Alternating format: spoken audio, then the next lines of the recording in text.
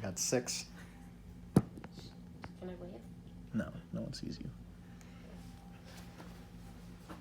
All right. Hello, my name is Brian Accarli, and today I'm going to give you my persuasive speech. Tom Brady is a cheater, is what many millions of Americans think outside of New England. But why does this matter? Because me and millions of other Patriot fans, we grew up on Tom Brady. He's like a second father to me, and arguably the greatest football player of all time. And after all that hard work, his integrity and his pride is being questioned to this day.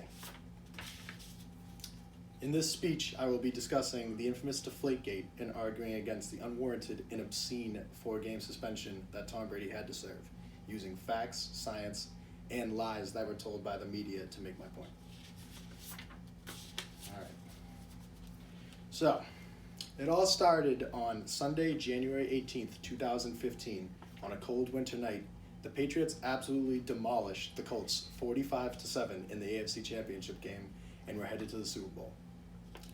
A day later, reporter Bob Kravitz tweeted that there was going to be an investigation on the Patriots for possibly deflating balls, and that's how Deflategate got started. All right. To give you some background on the rules for the football PSIs, the balls must be between 12.5 and 13.5 PSI. The balls are measured by 2 separate officials with 2 separate gauges before the game and at halftime. They were approved before the game, so that means they were 12.5 PSI. At halftime, they were remeasured and found to be underinflated, below 12.5 PSI. With that being said, the 2 gauges used had wildly different readings. At halftime, gauge 1 by official 1 had 5 balls under 11 PSI, but gauge 2, so these are the same balls, gauge 2 by the second official had only 1 of the 12 footballs below 11 PSI. So they're very different. With all that information, it was found in the Wells report. It was a 300-page report by Ted Wells, who was the lead investigator appointed by the NFL. His outcome for the whole investigation was that he could not positively prove without a doubt that the Patriots cheated, so he couldn't prove it. And according to a Sports Illustrated article written by Dr. John J. Leonard, a professor at MIT, he believes that there was no wrongdoing, and he uses science to prove this, and more specifically, the ideal gas law. The balls were inflated in a controlled temperature, the locker room, at 71 degrees Fahrenheit, and then brought out into the cold, which was 48 degrees on the field.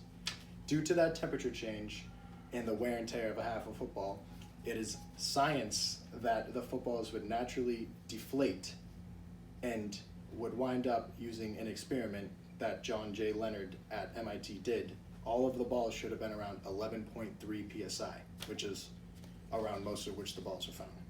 And so the rules of foul play. Basically, nobody deflated them.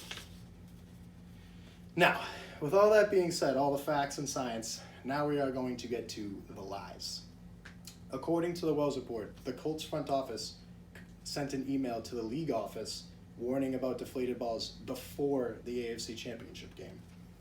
So, but we didn't hear anything till after the game. So what does that mean? It means it was a sting operation. They were trying to catch them in the act, and it failed because science.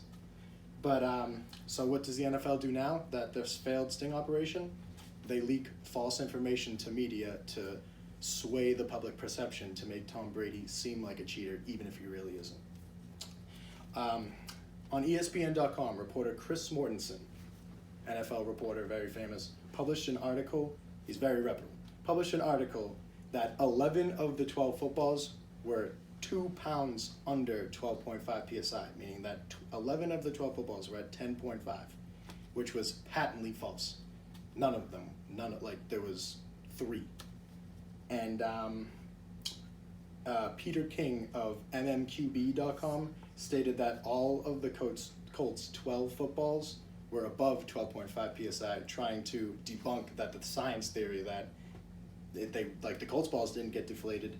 But he later apologized because it was found in the Wells report that only 4 of the Colts balls were measured and 3 of them were under 12.5 PSI. So just a fake, just completely made up a statement. Now, after all this and being slapped with a 4-game suspension, Tom Brady had his day in court, and he won. The suspension was eliminated, but the NFL appealed. And a year later, 2016, it was brought back into court, and because of reasonable doubt in the power that Roger Goodell had with agreement of the NFLPA, the court ruled that he had power to suspend him. So he served his 4 games in the 2016 season and went on to win the Super Bowl that year. And but after the release of the Wells Report, it wasn't about football, the footballs, the PSI, the rules, the fairness of play. It was about bias and hatred towards the Patriots and a boasting of power by Roger Goodell. He didn't want to seem like the buffoon. He wanted to make sure that he got his. And now, after listing all of these facts, the science behind the balls, and the proof of lies in the media, if you still believe Tom Brady is a cheater, you are just ignorant and a blatant hater of the Patriots. Thank you. No questions. They pulled the balls, right, in halftime? What? And they pulled the balls in halftime, They and measured them at halftime. and they had more score in the second half. Yeah. With the regular Yeah. balls. Thanks, Mom.